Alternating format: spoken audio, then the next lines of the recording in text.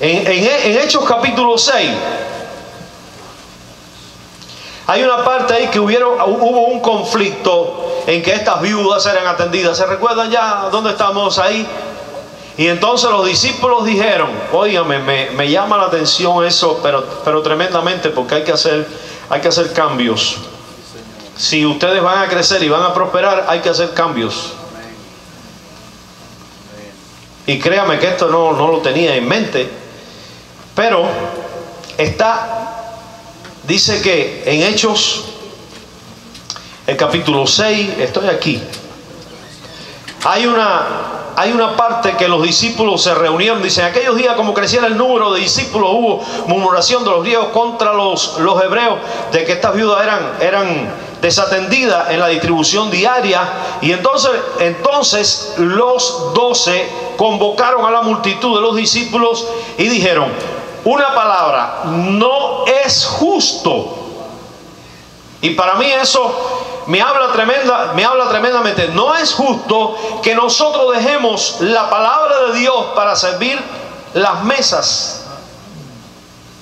Inmediatamente que una iglesia crece y se desarrolla, el pastor tiene que estar, dice ahí abajo una cosa para decírselo ya completamente. Dice, buscad pues, hermanos, y ellos hicieron dice, y nosotros, el versículo 4 está ahí, dice, y nosotros persistiremos ¿en qué? ¿Dónde? En la oración y en el ministerio de la palabra. Para mí hay otro secreto ahí de la iglesia primitiva. El pastor tiene que estar en oración y en la administración de la palabra. Pastor, aunque venga tentaciones, no te metas a trabajar en más nada. Atiende todo el nuevo convertido, que Dios va a proveer. Dios le va a dar abundancia de finanzas a esta iglesia para que te mantenga decorosamente, como dice la Biblia, digno de doble honor. Cuando la Biblia dice que el pastor es digno de doble honor, es doble honorario. Después ustedes investigan eso, si estoy diciendo verdad o mentira. Los discípulos dijeron, no es justo que nosotros sirvamos a la mesa. Nos vamos a dedicarnos a la oración y a la administración de la palabra de Dios. Modelo de iglesia del Nuevo Testamento que funciona ahora, hoy, aquí en Miami. Eso funciona aquí ahora. Pero no funciona aquí, funciona en el mundo entero. Porque son principios de la palabra de Dios que no tienen que ver con una cultura. Quizás el enfoque sea diferente, pero eso funciona porque es palabra de Dios. Amén. Y entonces ellos dijeron, no, ustedes dedíquense a orar por ustedes, prepararse, ministrarle a la gente, que nosotros. Y dice que se buscaron a muchas. El trabajo de servir a las mesas, si lo ponemos en una forma diferente, no conciba la idea de servir a las mesas como tal, aunque eso era trabajo material. Y entonces me encuentro. Yo me puse un lazo, dije que yo predicaba en 20-25 minutos. Entonces vemos que los dones, en 1 Corintios 12, vuelvo ahí estaba, del 4 al 11, empiezan a fluir los dones. Y qué lindo una iglesia que ora, una iglesia que busca a Dios, es una iglesia que se llena del Espíritu, y es una iglesia que tiene frutos abundantes, y de esos frutos abundantes Dios empieza a repartir dones como regalo. Tú vas a hacer esto, tú vas a hacer lo otro. Y yo he visto, hermanos, porque he trabajado mucho con eso en mi iglesia local, en las diferentes iglesias que he pastoreado a lo largo de 35 años ya. Yo creo que sí, son 35 años pastoreando. He visto que cuando una iglesia empieza a servir en lo que cada uno, en el don, en el talento, en la capacidad que Dios le ha dado, es una iglesia viva, que se alimenta y se retroalimenta. Porque todo el que sirve, todo el que hace algo en la iglesia, no está. Yo no creo, no puedo concebir que el día de Pentecostés, o la iglesia que salió, que pastoreó allí Santiago, en la iglesia de Jerusalén, era una iglesia que estaba estática. Era una iglesia en movimiento, que cada uno ponía sus dones para servir a los demás. Servían al Señor y servían a los demás. Este hacía una cosa, el otro hacía otra, el otro hacía otra, y se iban ministrando unos a otros. Qué lindo es cuando uno ve a un hermano fluyendo en un don que el Señor le ha dado. Porque óigame, yo he visto a personas que quieren fluir en dones que el Señor no les dio, y les queda muy mal. ¿Cuánto usted ha visto un cantante que no es cantante? Yo me agarro del banco de la banca, yo acostumbro, y cuando termina digo amén, gloria a Dios, ya pasé el sofoco. ¿Cuánto han visto un predicador que no es predicador? Y los que no son predicadores predican más largo todavía.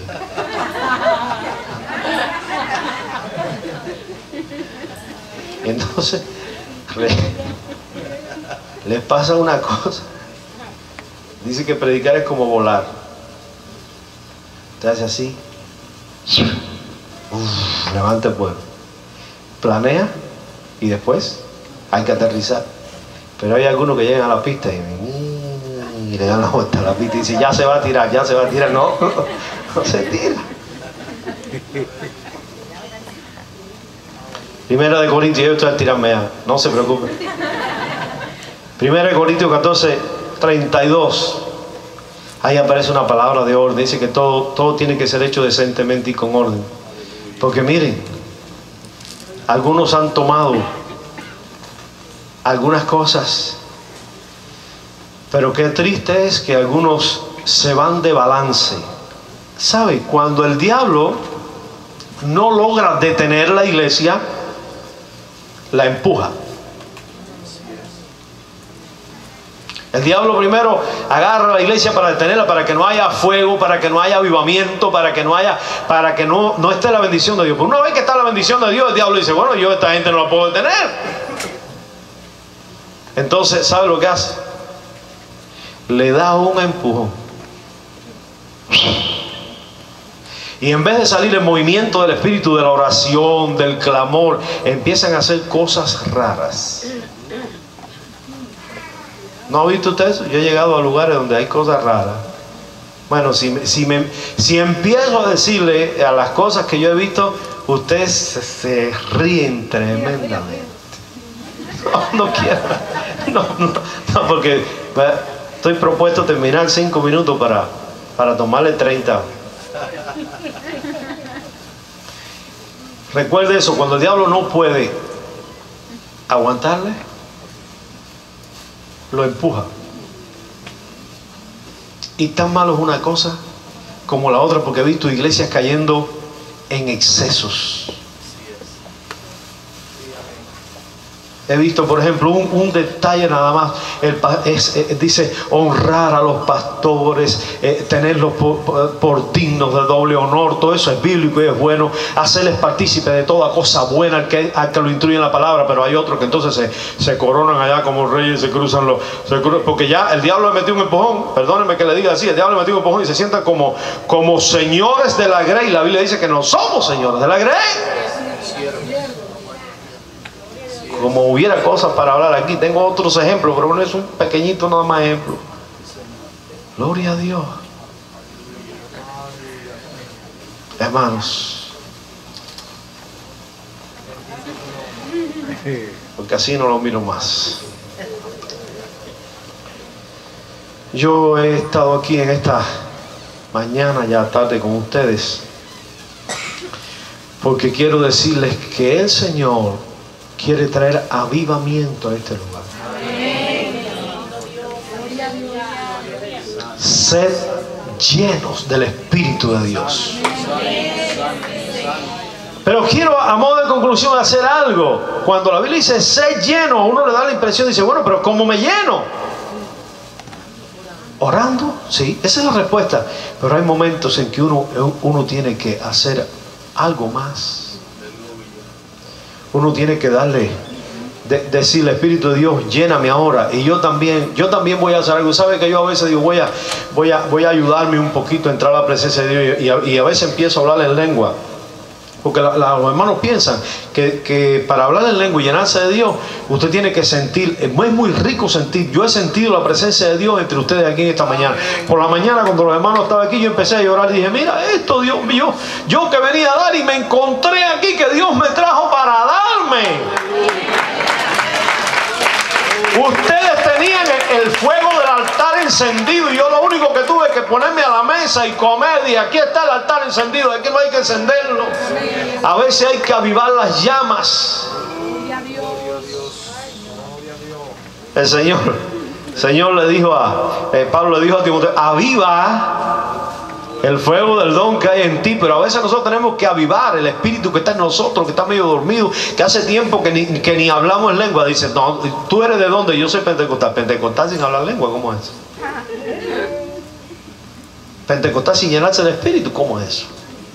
Entonces yo quiero invitarle, hermano, solamente tomarle 2 o 3 minutos más, nada más, para decirle, mire, hermano, vuélvete a llenar del Espíritu de Dios. Yo sé que tú estás recibiendo, yo sé que tú estás orando, yo sé que tú estás en la lid, pero vuélvete a llenar. No importa qué categoría tú tengas, quién tú eres, no sé quién tú eres, pero necesitas volverte a llenar del Espíritu de Dios. Nos ponemos de pie en esta tarde. Y yo no sé, pero si el pastor Eliseo me permitiera eso, ya él viene ya, y él sabe el coro que va a tocar también. Él lo sabe. Ahora, yo quiero hacer una cosa. Yo prediqué la palabra, pero quien conoce la iglesia es el pastor.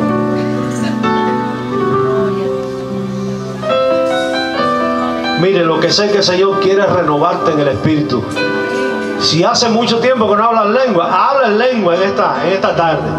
Si hace mucho tiempo que tú no recibes el impacto de Dios, tú lo recibas.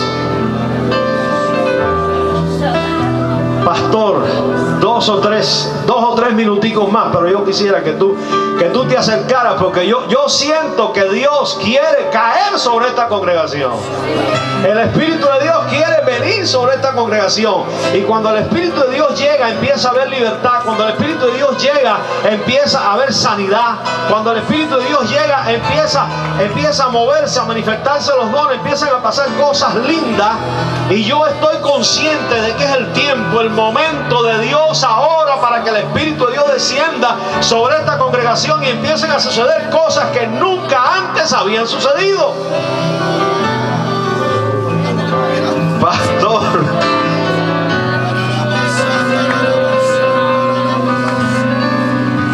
pon la mano sobre el hermano que está a tu lado y empieza a orar por él y dile, sé lleno del Espíritu de Dios. Usa ahora, tú puedes.